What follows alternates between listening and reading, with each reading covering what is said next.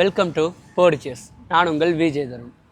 பல கல்வெட்டுகள்லையும் புத்தகங்கள்லையும் பலரோட சாதனைகளை பற்றியும் அதுக்காக அவங்க பட்ட கஷ்டங்களை பற்றியும் பார்த்துருப்போம், கேட்டிருப்போம், படிச்சிருப்போம். ஆனால் ஒரு சாமானியனா நம்ம கூடவே வாழ்ந்து பல கஷ்டங்களை சந்திச்சு அவங்க நிறைய சாதனை படுத்திருப்பாங்க. அதை நம்ம பெருசாக நோட்டீஸே பண்ணியிருக்க மாட்டோம், கடந்து போயிருப்போம். அப்படிப்பட்டவங்களை கண்டுபிடிச்சு உங்கள் கண் முன்னாடி கொண்டு வந்து நிறுத்துறது தான் எங்கள் ஷோவோட நோக்கம். அப்படி நம்ம இன்னைக்கு பார்க்க போகிறவங்க தான் 50 வருஷமா பல கஷ்டம், துயரம், இன்னல்கள், துரோகங்கள் இது எல்லாத்தையும் சந்திச்சு ஆனால் இன்னைக்கு வரைக்குமே யாருக்குமே எந்த தீங்கும் நினைக்காம தான் உழைப்பை மட்டுமே நம்பி இருக்க ஒரு 2 பேரை பற்றி தான் இன்னைக்கு நம்ம ஷோவில் பார்க்கலாம். வாங்க ஷோக்குள்ள போகலாம். என் பையனா கேட்குறீங்கன்னு சொல்கிறேன்னா பெருமைக்கு சொல்லுவேன். நான் ஏன் உயிர் வாழ்கிறேங்கிற கண்டிஷனில் வாழ்றேன். ஆனால் இத்தனை தெய்வத்தையும் கும்பிட்றேன், எனக்கு யாருமே நல்லது பண்ணுறதுக்கு யாருமே உதவ மாட்டேங்கிறாங்க. ஆனால் இந்த வயசுக்கு நான் பொட்டி இழுத்தத்த சாப்பா எனக்கு 60 வருஷம் ஆக போகுதுங்க.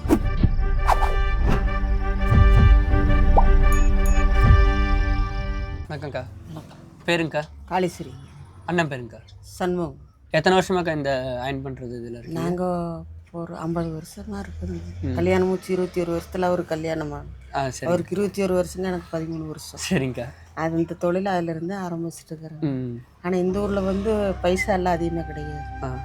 3 ரூபாயிலேருந்து ஆரம்பிச்சு இப்போ 7 ரூபா வந்து 8 ரூபா வந்து இப்போ தான் 10 ரூபா.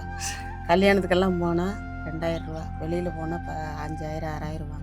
இதே பெருசு. ஒரு டெட்டானால் அதுக்கு வந்து கொடுக்கறது 1000 2500 கேட்டால் மிஞ்சி போனால் 1500 ரூபா கொடுப்பாங்க. ரொம்ப கம்மி பண்ணுனா 2 ரூபா கொடுப்பாங்க. இதில் ஒன்றும் பெருசு ஒன்றும் கிடையாதுங்க. உங்கள் சின்ன வயசை பற்றி, அண்ணனது உங்களது, அதை பற்றி ஏதாவது? சின்ன வயசுலேருந்து நாங்கள் ரொம்ப கஷ்டப்பட்டவங்க தாங்க. நானும் படிக்கல, அவரும் படிக்கல. அப்பா அம்மாலாம் என்னக்கா தொழில்? அம்மா இருந்துட்டாங்க, அப்பா இருந்துட்டாங்க. இல்லை, அவங்க இருந்து என்ன தொழில்? அவங்களும் இதே தொழில் தான். அம்மா பிறந்தது இதே ஊர் தாங்க, நான் பிறந்தது இதே ஊர் தான், அவரும் இதே ஊர். அம்மா கட்டி கொடுத்தது ராமநாதபுரம், இப்போ இருக்கிறது திருப்பூர். நான் இங்கே இருக்கிற தம்பி அங்கே இருக்கேன். சரி சரி. உங்கள் பசங்க? பையன் வேலைக்கு போயிட்டு இருக்காங்க இங்கே. இல்லைங்க, இன்னும் மேரேஜ் ஆகல, இங்கே தான் இருக்கேன். இப்போ தான் போனேன். பிள்ளை கல்யாணம் ஆகி. என்ன வேலைக்கு? அவர் என்ன வேலைக்கு? அவன் டிரைவராக போகிறான், கொரியர் வண்டிக்கு படிச்சிரு. அவர் 6வது படிச்சிருக்கிறாங்க. 6th. சரி சரிங்க. போன நோயிற்கு கீழே விழுந்து கை ஒடிஞ்சு ரொம்ப வறுமையில் இப்போ போயிருக்கிறேன். இந்த கையை ஆப்ரேஷன் பண்ணது இன்னும் தகுடு எடுக்கல. அதுக்கு தான் இப்போ அங்கேயும் இங்கேயும் அலையிற, எங்கேயுமே பைசா கிடைக்கல. சரி சரி. அதாவது சொல்ல போனால் இருக்கிறதே வாடகைக்கு. இது வாடகைக்கு? வாடகைக்கு வீடு தாங்க, எனக்கு சொந்தம் கிடையாது. சரி சரிங்க. எவ்வளோங்கக்கா இந்த இடத்துக்கு எவ்வளோங்கக்கா வாடகை? 3000 கேட்குறாங்க. இதுங்களா? உள்ள வீடு இருக்குது. சரி சரி. நாட்டாம்காரர் வீடு. அது எங்களுக்கே வீடு கொடுக்க மாட்டாங்க. சரி. என்னமோ எல்லாரும் சேர்ந்து சொல்லி வாடகை கொடுத்துட்டாங்க. ஓ. ஒரு பொதுவாக காட்டுறேன், நாங்கள் எதுவுமே செய்யலை. இன்னமும் இந்த இதெல்லாம் இவங்களுக்கு பண்ண வேணாம் அப்படின்ற மாதிரிலாம் பார்க்குறாங்க. எது பண்ண வேண்டாம்னு சொல்லி செய்கிறாங்கிறாங்க. ஒருத்தர் செய்யணுமோ தெரியலைங்கன்னா கோயிலுக்கு வந்து நான் விருப்பப்பட்டு செஞ்சிட்ருக்கிறேன். சரி. அந்த கொரோனா டைம் அப்போது எவ்வளோக்கா இது வச்சு உங்களுக்கு கஷ்டம்? இல்லை உங்களுக்கு இங்கே வந்துட்டு இருந்துச்சுங்களா? கொரோனா டைமில் ஒரு வேலையில் சாமி யாரை பார்த்து போல இருக்கிறவங்க மனுஷராக கொடுத்துருக்கேன். அரிசி கொடுப்பாங்க, பருப்பு கொடுப்பாங்க. இப்போ சாப்பாட்டு செலவுக்கு சேமியா, கீரை, பழங்காய் சாப்பாடெல்லாம் கூட சந்திச்சிருக்காரு. ஆனால் அந்த கொரோனா ஒரு 6-7 மாதம் மட்டும் எந்த வேலை கடையும் நீக்கல. வீட்டு வாடகை ஒரு வருஷ கணக்கில் நிறுத்தி வச்சு கடன் வாங்கி கட்டணும். குழுவெல்லாம் கட்ட முடியலைன்னு எல்லாம் முடிஞ்சாதான் கட்டுவோன்னு சொல்லிட்டேன். அப்புறம் முடிஞ்ச போது கட்டிட்டு இருக்கிறேன். ஆனால் தள்ளுபடியா எதுவும் கிடையாது. நீ கட்ட வேண்டியது கட்டணும்ட்டாங்க, கட்டிக்கிட்டே இருக்கேன். ஆனால் எனக்கு இதில் எந்த சலுகையும் இல்லை செய்யும். பையன் எல்லா பையனும் கஷ்டங்க, அதனால எந்த இதுவும் கிடையாது. பேர் வந்து சொல்ல போனாங்க, பார்க்கறக்கு நான் பல்காக இருக்கிறேன். நான் ஒரு பேஷண்ட் மாரி தான், ஹாஸ்பிட்டலில் இருக்கிற நோபாயில் மாரி தான்.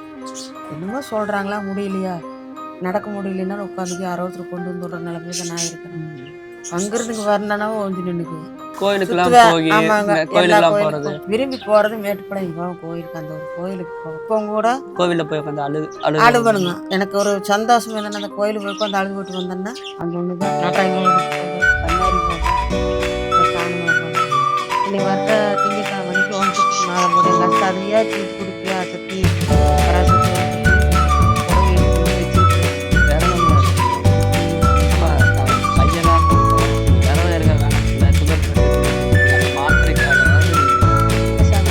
இதெல்லாம் நினைச்சு சாப்பாடு இல்லை. அது சொல்கிறேன். என் பையனா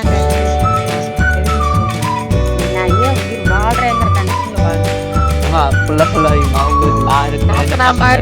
இத்தனை பசங்க என் ஃப்ரெண்ட்ஸ் மட்டுமே 100 பேர் பக்கமாக இருப்பாங்க. 100 கண்டிப்பாக. ஆனால் ஏன்னு கேட்டீங்கன்னா, ஊரை நம்பி இருக்கிறேங்கிற அந்த பேரை எடுக்கக்கூடாதுங்கிற பிரச்சனை நான் சூசைட் பண்ணுறது நேரம் இல்லை. ஒரு நேரம் நடக்கிற நோவு நம்ம அழுத்த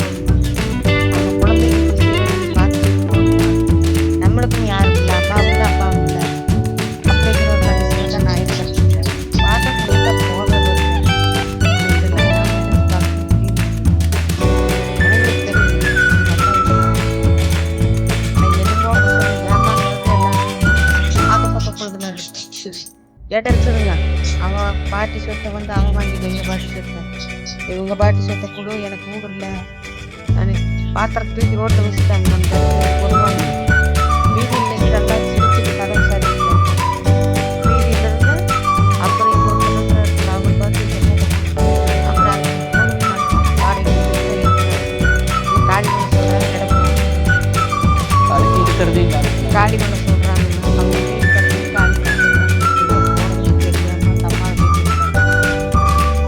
காளிமலை பையனோட பிரச்சனை இடம் நான் மனாதி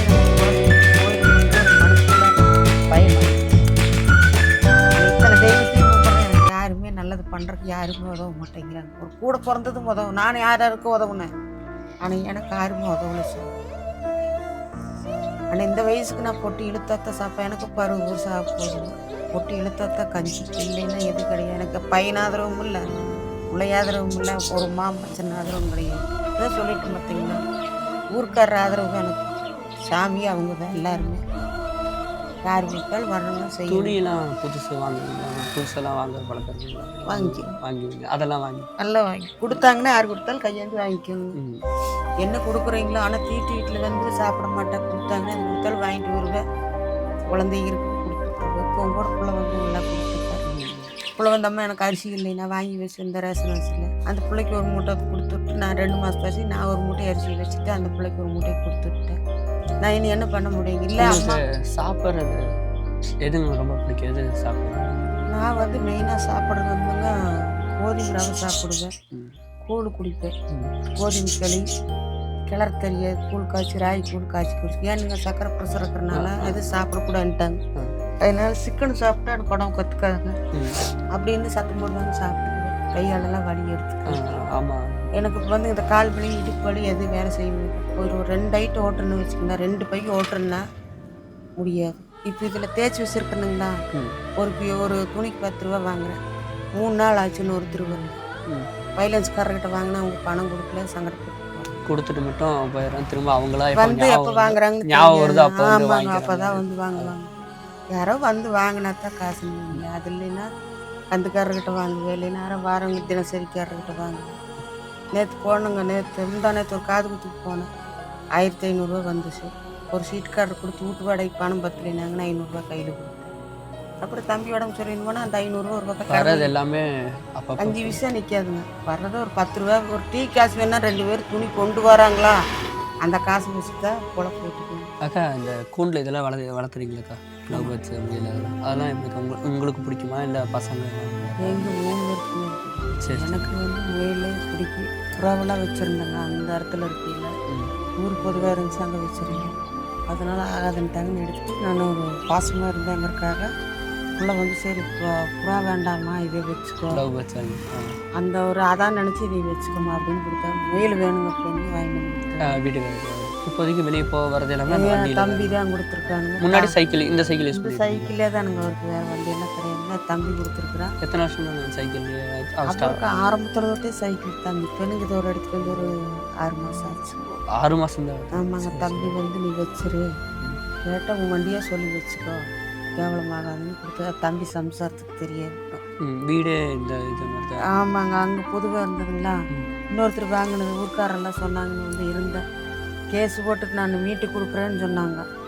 ஒருத்தர் மீட்டு கொடுக்குறேன். கடைசியில் பாத்திரமெல்லாம் எடுத்து நடு ரோட்டில் நின்று எனமே இந்த சின்ன டாப்பை பிடிச்சி கொடுத்தாங்க. இப்போ போனார் பார்த்தீங்களா, அவர் தான் அந்த ரோம்பவே பிடிச்சி கொடுத்தாரு. சரி சரி. அதுக்கு போட்டு நான் இப்போ வாடகை கொடுத்து அந்த வாடகைக்கே உருக்குன்னு இந்த மாதம் நீங்கள் இப்போ தேதி 10ங்களா, இந்த மாதம் கொடுத்தாச்சுன்னா அதிலேருந்து 100, 200, 100 இது சிறு சேமிப்பில் போட்டு வைக்கிற மாதிரி போட்டு வச்சு கரெக்டாக அந்த 5ஆம் தேதிக்குள்ளே கொடுத்துருவானுங்க. இன்றைக்கி தேதி 10 ஆகி போச்சுங்க, இன்னும் காசு கொடுக்கல. அப்படியே சொல்லிவிட்டாங்க, ஏன் உன்னை வாடகை வரல அப்படின்னு சொல்லி 6ஆம் தேதிக்குள்ளே போயிருங்க. இந்த மாதம் ஒன்றும் கொடுக்கல. ஆனால் என் பையன் நல்லா பாடுபட்டு இருந்தேன்னா நான் எப்படி இருந்திருக்கலாம். ஆனால் யாருக்கும் எனக்கு உதவுறது கிடையாதுங்க. என்னமோ இங்கே நாங்கள் புதுசு முன்னாடி தேய்ச்சோம்னா அதை வச்சு குழம்பு போட்டிங்க. உங்களுக்கு எல்லாருமே இவ்வளோ இதெல்லாம் பண்ணியிருக்காங்க, ஆனால் நீங்கள் யாருக்குமே கெட்டதில்லை? நான் யாருக்கு சண்டைக்காரராக இருந்தாலும் இதை வேறு அந்த பக்கம் இருக்கிற பொழுதுனாருங்க கண்டபடிக்கு அண்ணன் தம்பி அடிச்சிட்டாங்க, என்னை வார்த்தை பேசுனாங்க. ஆனால் யாரும் எனக்கு உதவுறதுக்கெல்லாம் யாரும் கிடையாதுங்க. இந்த நிமிஷம் இவங்க வெளியே தூக்கிட்டு போனாங்கன்னா நான் எங்கே போகணும்னு தெரியாது. ஆனால் அந்த ஒரு வேதனையில் உட்காந்துட்டு. ஆனால் யார் எனக்கு வீடு கொடுக்க மாட்டாங்கல்லங்க. நல்லது கெட்டது எல்லாத்துக்கும் போகிறேன். அப்புறம் அது எப்படி கொடுப்பாங்க நல்லவங்க கேட்டாங்க வீடெல்லாம் இது அப்பத்ததுக்கு இப்போத்துக்கு நாகரீகம் பெருகி போச்சுல்ல அதை கொஞ்சம் சிந்திப்பாங்க. அதனால தான் யோசிக்கிறேன். உடம்பு பார்த்துக்கோங்க. நாங்கள் எங்கள் சைட்லேருந்து சொல்லுவோம். எங்கள் சைடில் கண்டிப்பாக என்றைக்குனாலும் ஹெல்ப்னாலும் தரோம். நம்பர் கொடுத்துட்டு போகிறோம். எப்போனாலும் ஃபோன் பண்ணுங்கள். எங்கள் டீம் சார்பாக யாராவது ஒருத்தர் வந்து உங்களுக்காக ஹெல்ப் பண்ணுவோம். சரி. உங்கள் பேர்ண்ணா? சண்முகம். சண்முகம். எத்தனை வருஷமா இந்த இதில் இருக்கு? அப்போ வந்து இதே ஊர். சரி சரிண்ணா. இல்லை இந்த தொழில்னா எதுனா 60 வருஷமா? எத்தனை வருஷமா இந்த தொழிலில் இது இஸ்திரி போடுறதுல இருக்கீங்க? ஓ சரி சரி. ஏன்னா வேற ஏதாவது இது பார்க்கலாங்களா இல்லை இது பிடிச்சிருக்குன்னு சொல்லி? இதே பிடிச்சதாருங்க. சரி சரி. தான் செஞ்சுக்கிட்டேன். வருமானம்ண்ணா இதில்? வருமானம் ஒரு நாளைக்கு 300 500. எதுவும் இல்லாமல் இருக்கு அந்த மாதிரி? அந்த மாதிரி சரி சரி. எப்படிண்ணா சமாளிக்க முடியுது இல்லைண்ணா இந்த வர வருமானத்தை வச்சு சமாளிச்சுக்கணும். கடன்லாண்ணா? கடலாம் தான் இப்போ இதுலேயே வச்சு அடிச்சு கட்டிக்கணும். சரி சரி. பசங்க? ஒன்று பையன். சரிண்ணா. பையன் டிரைவராக பார்ப்போம். பிள்ளைக்கு மேரேஜ் ஆயிடுச்சுங்களா? அவங்களுக்கு பசங்க? பேர் மாதிரி. பிடிக்குங்களா அவங்களா? பாசமாக அவங்க வந்து வேற மிது வேலை செய்யும். இல்லை பாசமாக இருப்பாங்களா? பேர பசங்களா பாசமாக இருப்பாங்களா? தாத்தா பாட்டின்னு இவங்களுக்கு எங்கள் அம்மா எவ்வளோ பிடிக்கும் உங்களுக்கு? நானும் விருப்பப்பட்டா கல்யாணமே வாங்கிக்குவேன். எவ்வளோ பிடிக்கணும் உங்களுக்கு? உங்களை நம்ம உங்களுக்கு எல்லாமே அவர் தானே? எல்லோரும் லவ்ஸ் தான்.